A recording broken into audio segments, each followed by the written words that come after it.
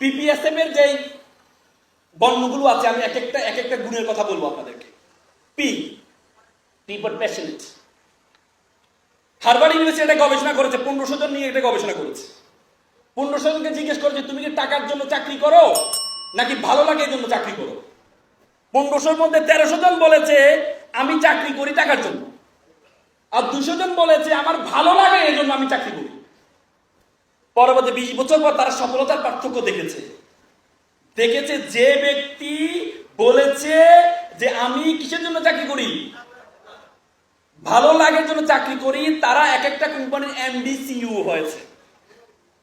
আর যারা বলেছে টাকার জন্য চাকরি করি, তাদের অবস্থা কি